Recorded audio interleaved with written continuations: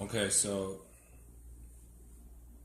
the next thing for spiritual health that's very important, and like I said, I do all these things myself. I've learned all these things myself. So reducing the amount of material things in your life, okay, to the most basic essentials of your life, the things that you need. Human beings, basically, we need, five main things: food, water, shelter, okay, clothing, okay, and I would even say entertainment is part of that. Entertainment or stimulation for the mind. A person needs that. Those are the five things that are absolutely crucial: food, water, clothing, shelter, stimulation. Now, that's what I go by. Of course, you can add other things too and kind of mix them in there for like physical health. You need this, you need that.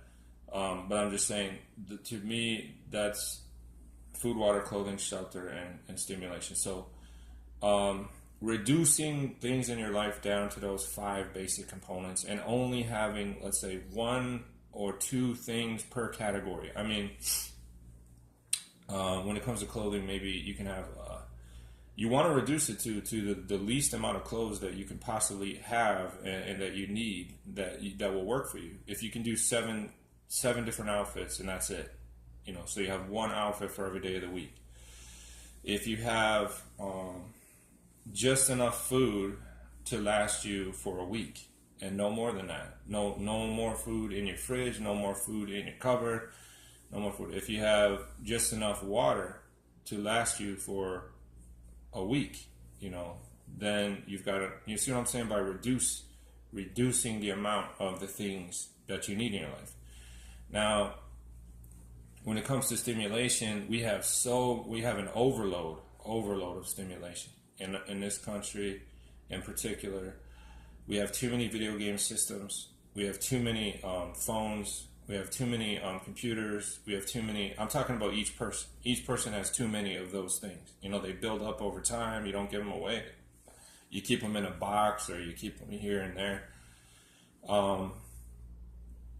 And you can't bring them with you when things go wrong in your life. You end up having to, lose them and sometimes they get stolen because you're not keeping an eye on them. So the key is to reduce these things. So when it comes to phones, maybe one, maybe two phones maximum. That's all you need. That's all a person needs. Any more than that is just going to cause trouble. When it comes to computers, one computer, that's it. One computer. You don't need a desktop and a laptop and a notebook. No, you don't need any of that. Okay, if you have a computer, you just need one computer and that's it. That's it. Because the more you have, the more clutter you add to your life. The more clutter you add to your life, the worse your life gets. This is a fact. Less is more. Less is truly more for spiritual health. It truly is. And the Buddhists understood that, and other cultures understood that because they know that it clouds the mind to have too many things to think about, too many things to worry about. So you want to reduce your materialism down to the most basic components, and that should make you feel better. Process of elimination. Narrowing things down, narrowing them down. I'm always working on that, and I always love doing it. It's a challenge, and it takes years to get it right. It takes years to figure out the only things that you need. Period. It's so much fun. I love doing it. It's like I used to have all these things, man, all these things, and it's like to get rid of them and just narrow it down to only the few things that I need is just, it's amazing. So that's part of spiritual health. That's part of it. And, have your favorite movies and that's it. Have your favorite music and that's it. Have your, that's what I'm saying. Narrow it down. Get it down. And then you want to have as least amount of things as possible. The least, not the most, which is what we've been taught over the years, by the devil, by evil, Have as many things as you possibly can. That's totally wrong. And it destroys the spirit.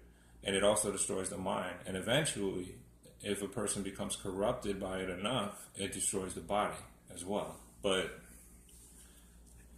that's probably another subject for another time. But for now, that's that. And okay, staying away from bad company.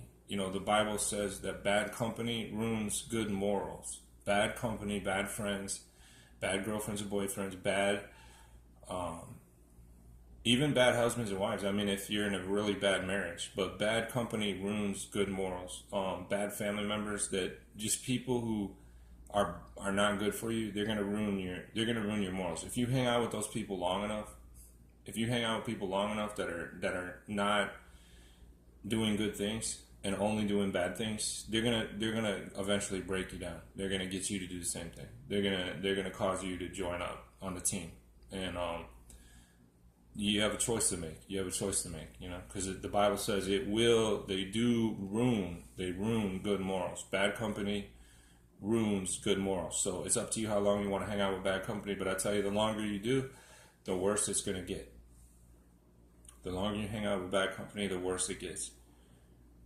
Okay, listening to positive music. Now, this one's simple for the spirit. This is simple. You just listen to positive songs. They can be any songs you want, any bands you like, any beats you like, any tempo, whatever, any radio station, anything, any genre of music, anything, as long as it's positive. And you know the difference between positive and negative.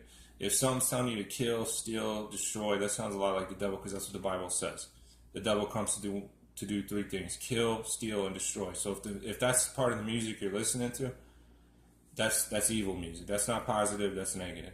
If it's telling you to be promiscuous and not to be faithful and loyal and stuff like that, that's negative. That's not positive at all. If it's telling you the sky is gray every day, there's nothing to live for, this and that, believe it or not, there's music out there like that, then it's a negative music. It's not positive.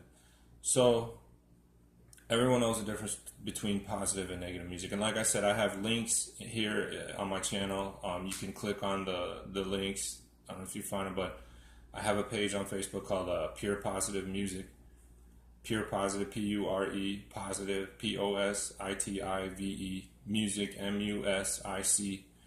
And there are positive songs for people who maybe can't think of any right now. Then they can go there and they can listen to those, or they can download them as well. mp3pm.com is a good website to download positive music, to download music of any kind, but to go there to download positive music. So we'll stop it there. We'll go to the next video.